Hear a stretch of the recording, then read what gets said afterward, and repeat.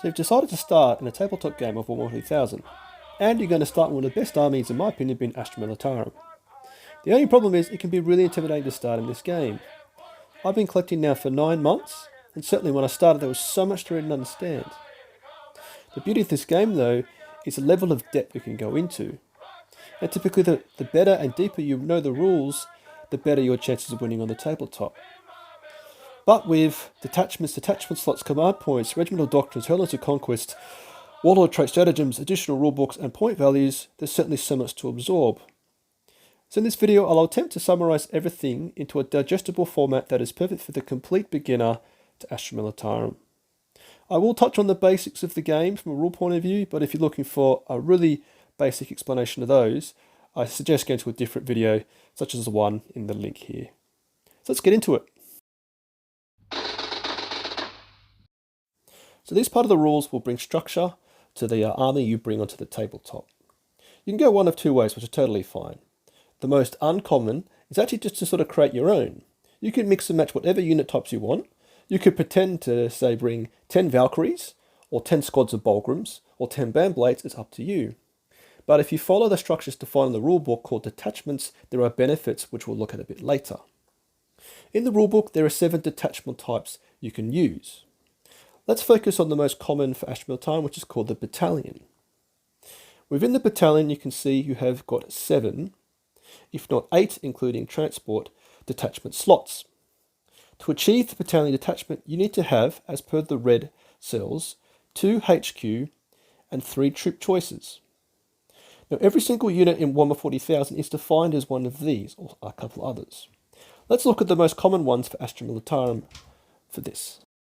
HQ, you've got company commanders, Lord Commissars, Primaris Psychers, Tempestus Prime, and tank commanders. For troops, you've got conscripts, infantry squads, and Tempestus Scion squads. For the elites, there are Bulgrams, Commissars, command squads, Ogrim bodyguards, platoon commanders, and tech priests.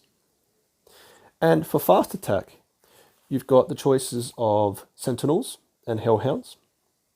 And heavy support, you've got Basilisks, Leman Russ, heavy weapon squads, Manticores and Wyverns.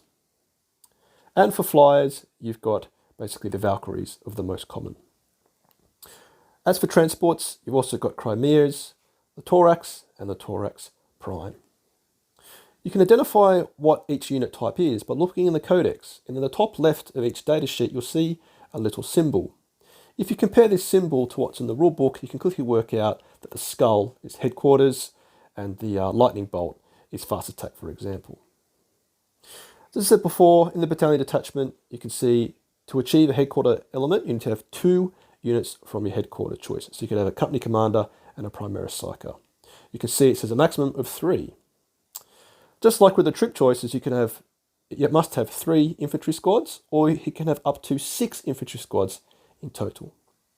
And also just a quick one with the transport, for every other choice you can bring 1 transport. So if you bring, say, 3 troop choices, you can bring 3 Chimeras or 3 Thorax. As I said before, you could essentially just mix and match whatever you want.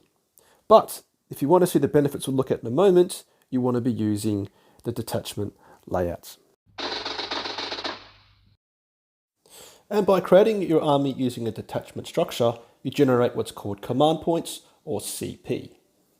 You'll hear the term Battleforged, and this is where it all begins.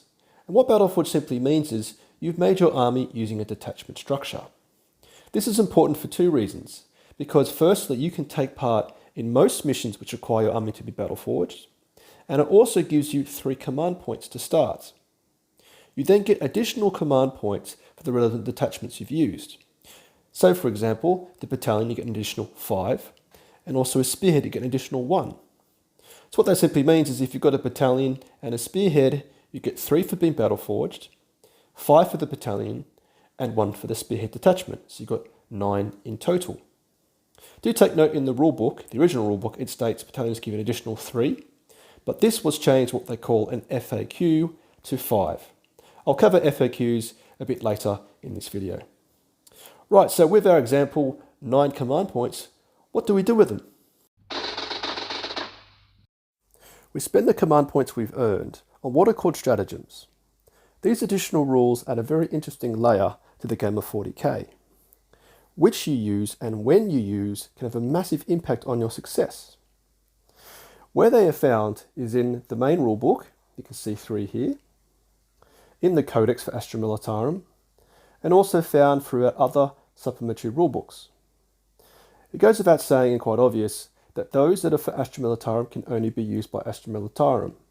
And further to this, there are specific stratagems that can only be used for specific regiments, such as this here, Cadian overlapping fields of fire. They can only be used by Cadian models. So let's look at some throughout the different rulebooks, and I'll call out some that I think are really good to use when you first start out. The first is called Command Reroll, and found in the main rulebook as you saw before. This is a jack of all trades, whereby you can reroll a single dice. So you could reroll maybe in the movement phase when you advance, you could reroll in the psychic phase when you cast a spell, or could reroll in the shooting phase when you want to actually hit the target. It costs 1 CP, and the generally accepted way to use this is it can only be used once per phase. You can only use it once per psychic phase, once per shooting phase, and once per fight phase, etc., etc. This, as I said, is a great overall tool to be using, and definitely one you'll see a lot used on the tabletop. The next is called Take Cover, and this one's all about improving the survivability of your infantry units. You can see for 1 CP, you get an additional 1 to saving throws. So an infantry squad goes from saving on a 5+ to a 4+, which is a massive improvement from a 33% chance to a 50% chance. The next is called Defensive Gunners. So for any of your vehicles, when you're being charged, you can fire your Overwatch hitting on a 5+ as opposed to a 6. So again, massively improving your chance actually hitting. The next is fantastic if you play against Chaos, which I do a lot, called Vengeance for Cadia. For one of your units, it can reroll all failed hit and win rolls. It's absolutely fantastic and could work really well on, say, something like a Lehman Russ battle tank. Now let's look beyond the Codex at a supplementary rulebook called Psychic Awakening the Greater Good. There's one here called Concentrated Fire, whereby for 1 CP, one of your heavy weapon squads, +1 to hit rolls and win rolls. So very effective as well. It could be very good on a mortar squad. The next one is called Hail of Fire and works on your Lehman Russ battle tanks. If your Lehman Russ is shooting an enemy vehicle, the weapon type goes from being a heavy D6 to a flat 6. So as opposed to having to roll the dice work and the shots you get, you just fire 6 automatically. So very, very effective. There are obviously way more to consider, and there's heaps across the different rule books. But those ones there I think are the best to sort of start off with. But don't forget, you can combine stratagems. So on a Lehman Russ battle tank, you could do Hail of Fire. And when it's shooting at a Chaos vehicle, you could then do Vengeance for Cadia. And you can imagine the chaos that would cause on that target enemy Chaos vehicle. So as I said before, using detachments unlocks stratagems. If you don't use the detachments, you won't get access to all these extra rules. So that is why you need to form detachments. So Space Marines have chapters, and Orcs have clans. Astra Militarum have regimental doctrines. Unlike stratagems, these work for the entire game without having to be activated. They provide unique abilities to your troops, and also unlock additional areas we'll look at a bit later. And how these tie into your army structure is you assign one of these doctrines to each of your detachments. So for our example army before, which had a battalion, you could make that battalion Mordian. And for the Spearhead detachment, we could also make that Cadian. Or you could simply make both of them Cadian or Mordian, up to you. You may notice, however, that Games Workshop only really supports a few of these armies now from a model point of view. The most supported are Catagen, Scions, and Cadian. There's limited support for Armageddon, and the Valhallan Ice Warriors also saw a limited edition release of some previously available models. The other armies simply aren't supported anymore, but you will see models floating around on like eBay, etc. But with this in mind, don't think you can't play a regiment just because you don't have the models. You could simply paint up maybe some Cadians in desert camo to say they're Talaran. And actually most people don't mind if you were to say proxy in your Cadians to be Mordian or your Cadians to be Armageddon. So in the Codex there are 8 on offer. There are more in supplementary rulebooks, But I'm just going to look at two to give a flavour of what's available. The first example we'll look at is Cadian-born soldiers. The fiction behind these guys is they're one of the most disciplined, fine fighting forces in the universe. High levels of discipline and marksmanship. This is reflected in the rules whereby if they don't move in the previous movement phase, they can reroll once to hit in the shooting phase. And for infantry, if they're given the order take aim by an officer, they can reroll all failed hit rolls instead. So very good. The next to examine is Mordian Parade Drill. The story behind these guys is they go into uniform in parade-style formations with shiny boots and crisp uniforms. You can see the ability there is if an infantry unit is in base-to-base contact, imagine it's on parade, they get +1 to leadership and +1 to overwatch as well. You can see there's also a rule for vehicles that are Mordian as well. You must also remember though that your regimental doctrines don't apply to every single unit in your army. There are some exceptions. In the Codex, they call that advisors and auxiliarii. The most notable exceptions will be tech priests, bulgrams and ogrins, commissars, and psychers. So this means if you're Cadian, reroll once to hit in the shooting phase, you can't apply it to these type of units. It's quite an important one to remember. Right, so as I said, you actually get more areas unlocked when you pursue regimental doctrines. Let's look at those now. So in the game, you're going to decide which one of your units from a headquarter team will be your warlord. The warlord's important because in most missions, its destruction rewards the player who did so with a victory point. It also unlocks what we call warlord traits. These specific abilities for this character are found again in the main rulebook. You can see the 3 here. They can be used by any army across 40k. There are then those that can be used by Astra Militarum found in the Codex, and also a few more in supplementary rulebooks. The ones in the Codex are split again in 2 areas. You've got those that can be used for any regiment. You've then got those that can be used specifically for certain regiments, such as Cadian, Vestroyan, or Armageddon. And the way the warlord traits work is that either improve the individual warlord to become a better fighter per se, or give them abilities to help support surrounding units in that regiment. Just like before, I'll now take a look at a couple which I think are good to start with if you're new to 40k. The first one, Tenacious Survivors, is found in the rulebook as said before. You can see that every time your warlord loses a wound on a 6+, they ignore that wound. This is what's called a feel no pain. This could be really good on, say, Lehman Russ tank commander, which you make your warlord, because they carry 12 wounds. So essentially you could be rolling potentially a couple of 6s and you save some wounds. The next one from the Codex, called Old Grudges, which can be used by any regiment, is quite an interesting one. Before the battle begins, you choose one enemy unit. Whenever one of your units is attacking that enemy unit, say it's a Chaos Dreadnought, and they're within 6 inches of your warlord, they can reroll the foul wound roll. So very good, that one. The next one, which is specific to Talaran, is quite an interesting one as well, whereby your warlord and friendly Talaran units that are within 6 inches of him can charge even if they fell back.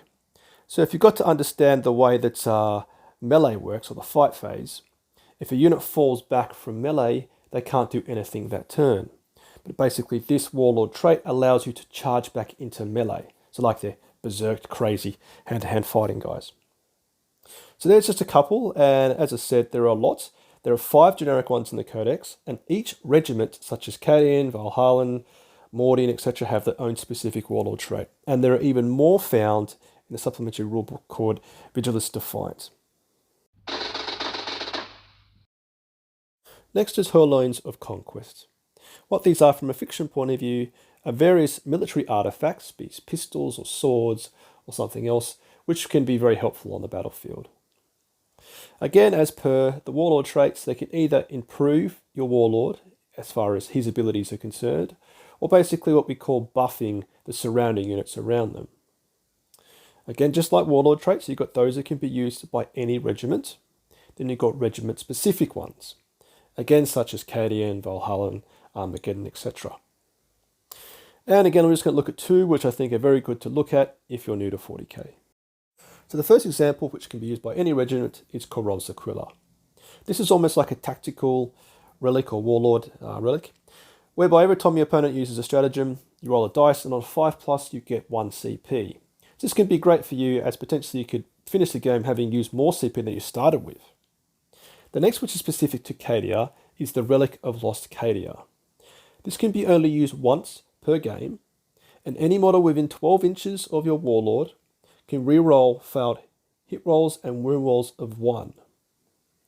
And if you're playing against Chaos, you reroll all failed hit rolls and wound rolls. So a fantastic one to be having if you're playing Chaos, of course. Do you remember back at one of my recommendations for Vengeance for Cadia, a stratagem could be used with this as well. So think of all the rerolls you're giving yourself potentially by having the Relic of Lost Cadia and also the stratagem. So there you have it. You've got the Heirlooms of Conquest, which we just covered. You've got Warlord traits, and you've got Regimental Doctrines. And these all anchor back to actually using the detachment profiles as per the main rulebook. If you don't wish to do that and just set up your own type of army with 10 band blades, etc., you're basically missing out on all this depth of rules available to you, as I've just said. When it comes to choosing the ones which are right for you, I do encourage you obviously to read the codex, get a feel for what you think best suits your playstyle, or maybe just be simple and say, I'm going to be a Mordian player and just use strictly Mordian warlord traits, Mordian relics, and the regimental doctrines. But before we finish, let's look carefully now at some supplementary rulebooks because there are a lot to look at. So throughout the video, I've mentioned additional rulebooks several times. These include Vigilus Defiant and Psychic Awakening the Greater Good. What these books will give you is a fair bit of reading to do from a fiction point of view to read some stories about the universe that we're fighting within, missions and campaigns you can play, and also new rules for relevant armies. Of the ones out there, I definitely recommend Psychic Awakening the Greater Good to go and buy. I've got a video on that as well, so click on this link if you want to see it. What ends up happening though is often one army may get a new set of rules, say Space Marines. And what ends up happening is this army could be so powerful compared to its other armies which haven't had new rules produced. And this has a lot of impact, particularly on the competitive tournament scene where things are taken very seriously. Something else to remember is what we call FAQs. And what these are basically adjustments made to the original rules. So with 8th edition been out since I think end of 2017, beginning 18, it could be wrong, there have been adjustments made already. A good example is for us is the stratagem of take cover, which I mentioned before, was changed to include the wording infantry, because the actual card itself doesn't mention what type of units can take cover. So what the designers at Games Workshop are saying is this stratagem can only be used on infantry, which makes sense because a Lehman Rice battle tank or a band blade can't take cover and hit the dirt. Another one which is interesting to look at is also for commissars. The summary execution rule has been changed significantly. Have a look when you can find it. I'll put a link to the Warhammer community website which lists all the FAQs. And lastly, something called Chapter Approved. There was one in 2019.